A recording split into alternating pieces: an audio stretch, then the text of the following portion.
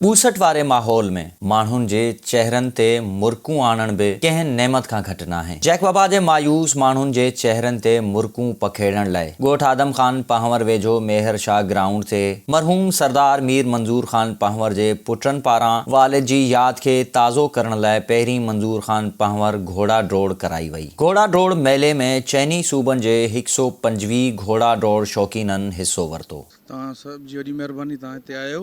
हीअ साईं horse and cattle show British दौर खां थींदो हुयो हिते। हुन खां बाद 2008 खां बाद हॉर्स एंड कैटल शो ख़तमु थी वियो। असां कोशिशि कईसीं थिए हॉर्स एंड कैटल शो, पर उहो न थी सघियो।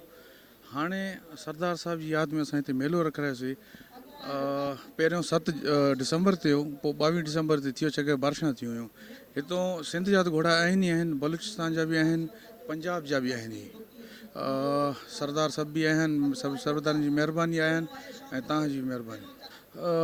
गवर्नमेंट वटि शायदि टाइम न आहे, तंहिंजे करे हे हिनमें टाइम खपे थो, तंहिंजे करे शायदि। तव्हां ॾिसो हिते तमामु हालात ख़राबु आहिनि। असांजे ज़िले जा या इर्द गिर्द जा जेके बि ज़िला नेबर डिस्ट्रिक्ट्स आहिनि, हुनजा हालात ख़राबु आहिनि। अहिड़ा स्पोर्ट्स इवेंट थींदा त अवेयरनेस ईंदी इलाइक़नि में, ऐं जेके चोरियूं ऐं खूना रेज़िया उनमें कमी थींदी वाज़े। साईं तमामु वॾी कॉस्ट आहे। पीर साईं पागारे चओ घोड़ो या बादशाह रखी सघे थो या फ़क़ीर रखी सघे थो, त ख़र्चो हाणे मां छा ॿुधायां तव्हांखे, तमामु वॾो ख़र्चो आहे। हिन में ॿिन्हिनि जो अमल दख़ल आहे, घोड़े जो बि आहे ऐं सवार जो बि आहे। त सवार घोड़े खे कीअं हैंडल करे थो, हिन ॿिन्हिनि जो अमल दख़ल आहे हिक ॿिए सां। असल में सरदार साहिबु हिकु घोड़नि जो वॾो ॾाढो शौक़ीन माण्हू हुयो। उनजो शुरू कोठी रवायत हूंदी हुई, मेला थींदा हुया। मेलो त इंटरनेशनल लेवल ते आहे ऐं इंशाल्लाह आईंदा साल बि हमेशह ईअं थींदो रहंदो। बाक़ी कोशिशि कई आहे जो सरदार साहिब जे शौक़ खे बरक़रार रखूं। इन करे सभु जेका बि शौक़ीन गॾु थिया आहिनि, सिंध जा, पंजाब जा, बलूचिस्तान जा, इंशाल्लाह आईंदे साल बि थींदो रहंदो मेलो इहो। पोइ सभु कुझु पहिरियों हूंदो आहे, हिन में चाल हूंदी आहे रले जी ऐं चौबाज़ी जी। उन्हनि जो जेकियूं पहिरियों क्लासिस हूंदियूं आहिनि उहो 1st, 2nd ऐं 3rd रले जी, 1st, 2nd, 3rd चौबाज़ी जी। ईअं 27th क्लासिस मतिलबु जोड़ हलंदा, रेसिस थींदियूं। पोइ घोड़ा त तक़रीबन तव्हां सम्झी सघो था, कंहिं हिकु जोड़ में 2 घोड़ा आहिनि, कंहिं में 3 आहिनि, कंहिं में 4 आहिनि, काफ़ी घोड़ा आहिनि। तव्हां खां पहिरियों मां पंहिंजे ॿिए साफ़ी भाउ खे इहा गुज़ारिश कई, घोड़ा अॼुकल्ह महांगाई जो दौरु आहे, घोड़नि जो शौक़ु ॾाढो महांगो थी वियो आहे।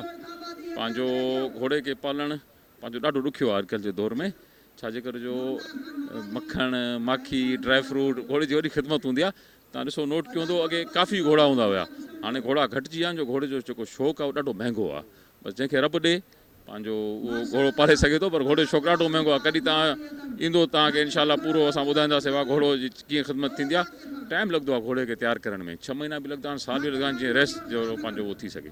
जी बिस्मिल्लाह रहमान रहीम। जीअं हिते घोड़नि जो अॼु शो थी रहियो आहे, मेलो मीर मंज़ूर ख़ान जी यादि में, जेको पाण वॾो शौक़ीन रहियो हुयो सिंध, बलूचिस्तान, पंजाब में। माशा उनजो वॾो शौक़ु, उनजो नालो हुयो। ऐं जिते त ॾिसो था किथे सिर्फ़ु जेका बि डिस्ट्रिक्ट जा न, सिंध, पंजाब, बलूचिस्तान जा परे परे जा माण्हू, डेरा गाज़ी खान ताईं हेॾो मीरपुर ख़ासि, बलूचिस्तान सिबी ताईं माण्हू हिते गोए जो शौक़ु लाइ आया आहिनि ऐं पंहिंजा घोड़ा खणी हिते आया आहिनि।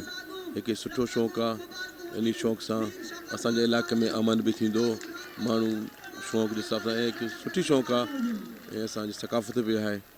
ऐं असां गवर्नमेंट खे असां रिक्वेस्ट कंदासीं कि जेको असां वटि अॻे हॉर्स एंड कैटल शो थींदो रहियो अंग्रेज़ दौर खां 150 साल खां, हाणे पोयां 15-20 सालनि खां इहो शौक़ु सफ़ा बंदि थी वियो आहे। त उनखे ॿीहर शुरू कयो वञे ऐं हिते इलाइक़े जे माण्हू ऐं डिस्ट्रिक्ट गवर्नमेंट खे फंड ॾियनि, जीअं शौक़ु हर साल ईअं थींदो रहे। हे माशाल्लाह पहिरीं डोड़ आहे जेका मीर साहब जन हिमत करे पंहिंजे हुन ते कराई आहे। हालांकि हे गवर्नमेंट जो कमु आहे, गवर्नमेंट खे करणु खपे आहे। त पोइ इन जे सिलसिले में मीर साहब वारनि माशाल्लाह बहितरीनु हिकिड़ो क़दम खयो आहे। हे इनशाला हेल थियो आहे, अॻियां बि थींदो रहंदो। इहो बहितरीनु अमल आहे। इलाइक़े वासी अचनि था, घोड़नि जा शौक़ीन अचनि था, ॾिसनि था, हू दिलि ख़ुशि थिए थी। असां बि आयासीं, सभु संगत आई आहे, ॾाढो सुठो क़दम आहे। सही ॻाल्हि ॿुधो न, पहिरियों हिते असां नंढा हुआ, रेसिस जेका हॉर्स एंड कैटल शो थींदी रहंदी आहे ऐं वॾे पैमाने ते थिए पई, ईअं हल्की फुल्की न हुई। छो त को सिक्योरिटी रीज़न ॿुधाइनि था या ॿियो कुझु ॿुधाइनि था। हालांकि सिबी में थिए थी, सिबी में थी सघे त जैकाबाद में छाजे करे नथी थिए?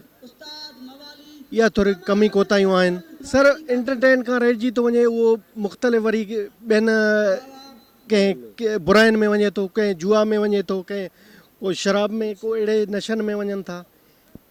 हे सुठो क़दम आहे मीर साहब जन जेको खयो आहे। मेले में शरीक माण्हुनि जो चवणु हो त सिंध सरकार खे घुर्जे त मरहूम सरदार मंज़ूर ख़ान पांवर जे पुटनि जीअं सिंध जे ॿियनि शहरनि में बि अहिड़ा मेला कराया वञनि त जीअं मुंझिल माण्हुनि जे चहिरनि ते मुर्क अची सघे ऐं शौक़ीन माण्हुनि जा शौक़ बि पूरा थी सघनि।